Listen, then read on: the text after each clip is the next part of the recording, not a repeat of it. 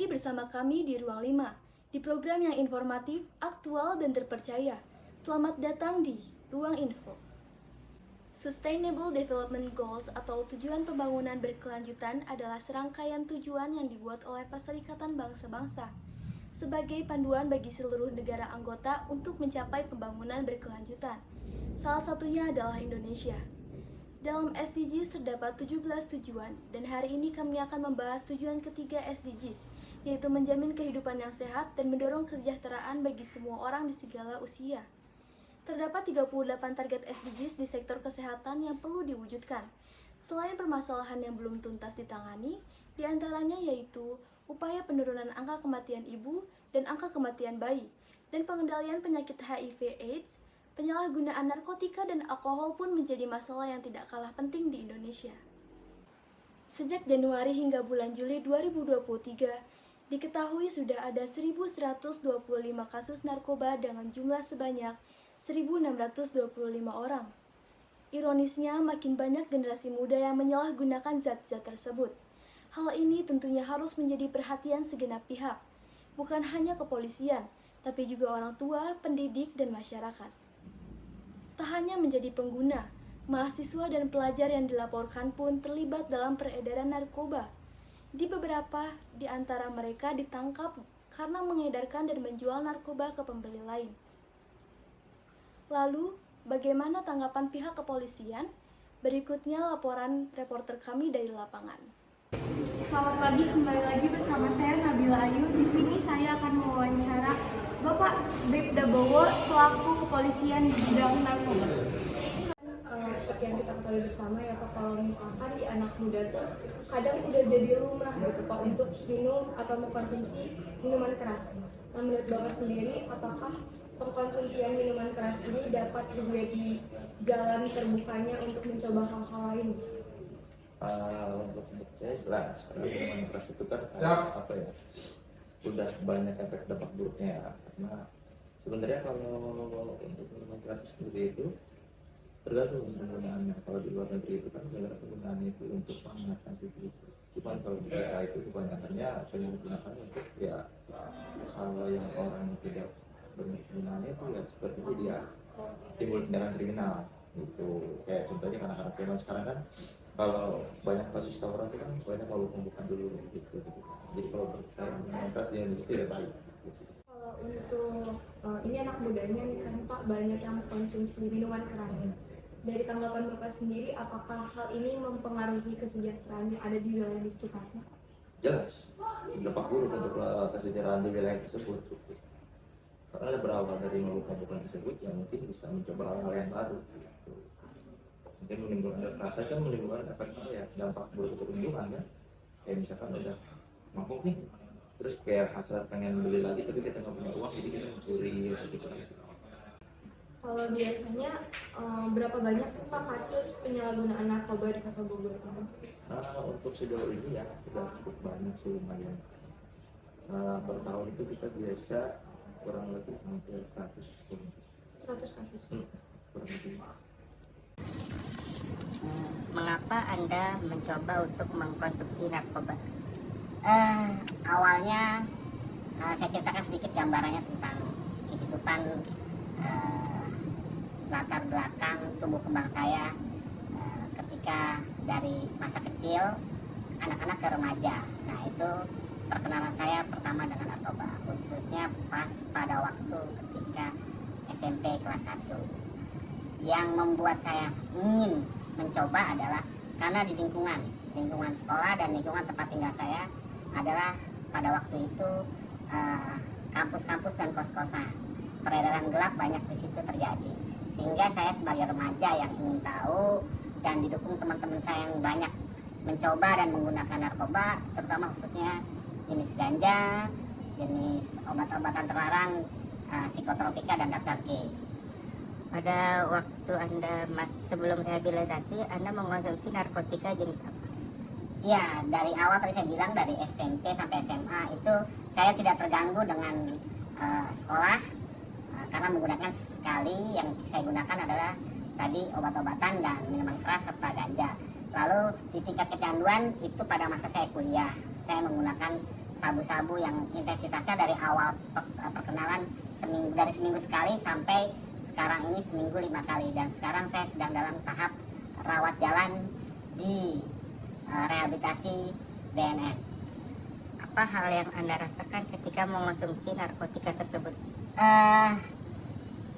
Sabu-sabu adalah jenis methamphetamine yang memang membuat stimulasi ketika kita itu ada euforia gembira, terus tidak tidur karena kita dipaksakan untuk mempunyai seperti doping biasanya gitu. Nah lanjutnya karena tidak tidur 2 hari sampai 3 hari sehingga oksigen di dalam otak saya berkurang, terus saya banyak meninggalkan kuliah karena tadi pas waktu drop saya hanya ingin ketika bangun tidur hanya mencari untuk menggunakan sabu-sabu tersebut. Kemudian bagaimana setelah Anda melakukan rehabilitasi?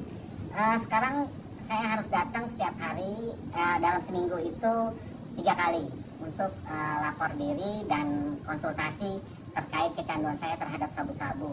Sekarang ini saat ini saya sudah pertemuan ketiga. Saya dipantau dari pemakaiannya, dari penurunan dosis dan lain-lain. Sehingga saya sekarang sudah lebih bisa berpikir secara jernih.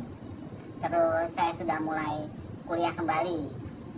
Kira-kira berapa lama sih proses rehabilitasi sampai sudah tidak sama sekali menggunakan narkotika tersebut? Biasanya kalau untuk program pemerintah yang dilakukan BNN untuk rawat jalan khususnya itu pertemuan rawat jalannya sebanyak 8 kali. Nah nanti ada setelah selesai kita akan di assessment kembali ketika aftercare namanya setelah selesai rehabilitasi, ada pemantauan ketika memang ada gejala-gejala yang saya rasakan, trigger saya rasakan untuk kembali memakai, itu saya biasanya melapor atau menelepon kepada konselor adiksi saya di BNN. Oke, terima kasih. Mengapa Anda ingin menjadi seorang aktivis narkoba? Oke, perkenalkan nama saya Samsu Budiman atau biasa dipanggil Om Buds. Kenapa saya ingin menjadi aktivis narkoba dan sudah berkecimpung dalam dunia aktivisme narkoba? Yang pertama, karena saya adalah mantan pengguna narkoba di tahun 90-an, sehingga saya merasa ketika saya sudah pulih, saya merasa ingin menolong diri saya sendiri dan lingkungan teman-teman saya terdekat, dan juga banyak lagi teman-teman pengguna yang ada di Indonesia yang bisa saya bantu. Jenis narkotika apa aja sih yang sangat berbahaya untuk dikonsumsi? Yang pertama, kalau kita melihat jenis narkotika itu dalam undang-undang narkotika terbagi dalam 3 kategori. Yang pertama adalah golongan 1, jenisnya ada heroin, ada sabu-sabu, ada morfin, dan lain-lain. Yang kedua, ada golongan 2 seperti psikotropika, dan ada golongan 3 obat-obatan, contohnya obat-obatan daftar G. Kemudian bagaimana sih seorang aktivis mengajak orang-orang untuk tidak menggunakan narkoba? Biasanya ada 3 program yang harus kita ketahui. Yang pertama adalah program prevention atau preventif, pencegahan, itu biasanya dengan sosialisasi baik langsung maupun tidak langsung. Yang langsung biasanya kita akan mengunjungi dengan sekolah, dengan karang taruna, dengan kampus, dan berbagai kalangan masyarakat lainnya. Yang kedua, ada namanya program pengurangan dampak buruk untuk penggunaan narkoba, yaitu pengobatan dan perawatan kategorinya. Bahwasanya kita menemukan teman-teman yang sudah terjerumus ke dalam penyalahgunaan narkoba, itu kita arahkan dan kita rujuk untuk pemulihannya dalam rehabilitasi baik rawat jalan maupun rawat inap. Yang ketiga itu ada namanya upaya pemberantasan. Itu yang melakukan adalah aparat penegak hukum. Kan pada masa sekarang ini banyak remaja yang sudah mulai menggunakan narkoba. Apa aja sih dampak dari narkoba terhadap remaja itu? Yang pertama adalah dampak terkait kesehatan. Itu kalau dipakai dalam waktu yang berkelanjutan dan pemakaiannya setiap hari, itu akan dinamakan adalah dalam tahap kecanduan atau adiksi. Ya, yang kedua bisa merusak organ-organ tubuh dari mulai otak dan bagian organ-organ tubuh vital lainnya. Yang ketiga, pastinya akan berdampak pada kehidupan sosial seperti sekolah, lingkungan tempat tinggal, kepada keluarga dan lain-lain sebagainya. Oke, terima kasih. Setelah mendengarkan pendapat dari beberapa narasumber, kami mengimbau agar masyarakat, khususnya generasi muda, tidak tergiur untuk melakukan hal-hal yang dilarang tersebut. Sebelum benar-benar terjerat, ada baiknya para anak muda Indonesia mengetahui dampak mengonsumsi narkoba. Satu di antaranya yaitu daya pikir menurun. Hal itu dapat membuat daya belajar mempengaruhi kinerja otak. Kualitas hidup menjadi menurun karena konsentrasi terganggu. Sementara itu, mengonsumsi narkoba sangat jelas memberikan dampak buruk pada kesehatan. Bukan hanya fisik, kesehatan mental pun terdampak, seperti gangguan jiwa hingga berujung pada aksi bunuh diri. Bukan tak mungkin pecandu melakukan tindak kriminal. Akibatnya, keluarga, pecandu, bahkan masyarakat menanggung malu, sehingga pecandu dan keluarga berpotensi dikucilkan dari lingkungan masyarakat. Mari wujudkan Indonesia yang sehat dan sejahtera dengan menjadi generasi anti narkoba. Sekian informasi yang dapat kami sampaikan pada kesempatan kali ini. Sampai jumpa kembali dan terima kasih.